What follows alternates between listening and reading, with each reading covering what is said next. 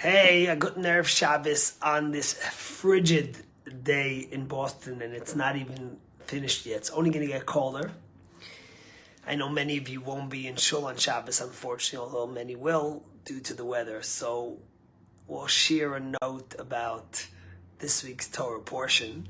It's interesting because it's so cold, but in Judaism we say, the Rebbe says in Hayom Yom that there's only a very thin line between apathy and being a heretic.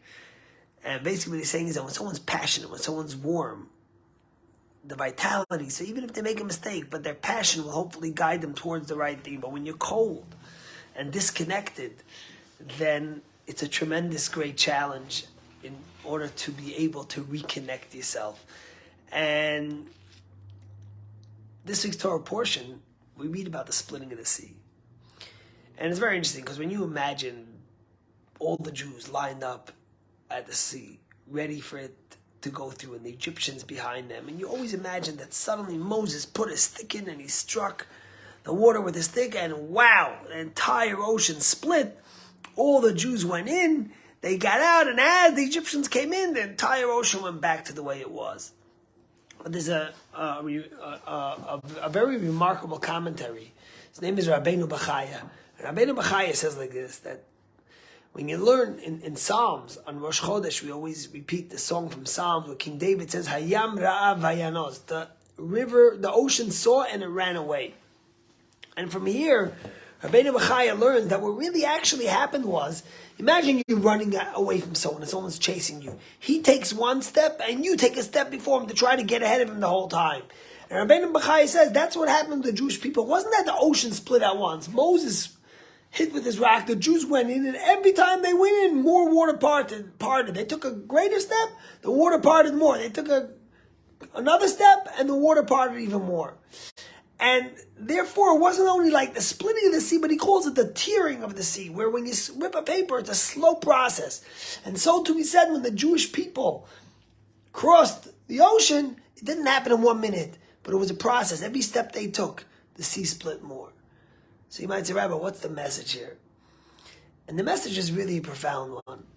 Because what Rabbeinu Bachaya is telling us, there are times in life when you do something drastic and you do something remarkable and you take such a leap where you see the whole challenge in front of you just melt away and disappear in a minute.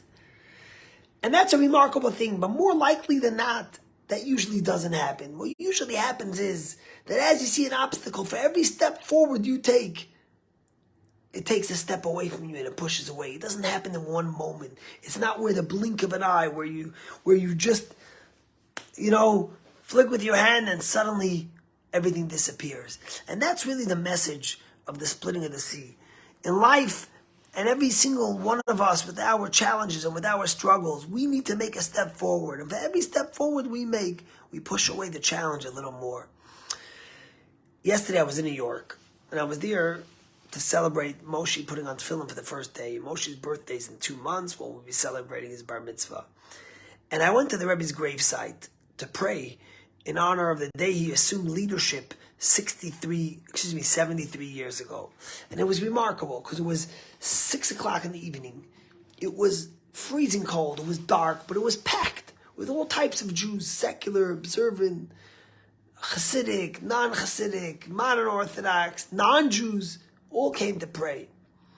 And one of the greatest things that the Rebbe taught us, when the Rebbe encouraged us to inspire other Jews to come closer to their Judaism and to find their passion, their warmth, their soul within them, the Rebbe always said that you have to get them to do one step. Try to get one step out of a person. And then, God willing, they'll do one, another one will come after it, and then another one. You have to help them find each step at a point. You can't think you're going to transform someone in one day because it doesn't work that way. And in fact, the Rebbe once told someone that the Rebbe was trying to encourage someone to teach someone else Judaism. He said, listen, what do I know? I know basically nothing. I know so little. And the Rebbe says, if you know an Aleph even, Aleph is the first letter, it's like the A in the Hebrew alphabet. If you know an Aleph even, you have the responsibility to teach it to someone else. And then if you know a Beis, you have the responsibility to teach that to the next person. Because as Rabbeinu Bachai tells us, each step was a process. It wasn't in 1 minute. And I think it's actually such an important message for people to know, because sometimes we get despondent and we get sad. And we say, listen, I tried, and the obstacles are so great. How am I going to get rid of all that in 1 moment? And Torah tells us, no, it's not going to happen in 1 moment. It's going to happen through your slow, persistent effort, through every step you take into the ocean. A little bit of the ocean's going to part for you until you're going to get all the way through it. May Hashem give us to never have obstacles, to never have challenges. But when we do, to have the courage to go step, to vanish and eradicate those challenges and overcome them. And yes, it's freezing cold, but we're blessed to be in a place where we have nice warm heat and where we have cover from it, and it's only a day or 2. So thank Hashem for your blessings. And if you're able to get the shul tomorrow. And if not, open up the Chumash in your house and read the portion of Beshalach. It's a remarkable portion. It speaks about Exodus. It speaks about each and every one of our exodus from our limitations, from our challenges. And may you find inner warmth to warm your soul and body. Shabbat Shalom.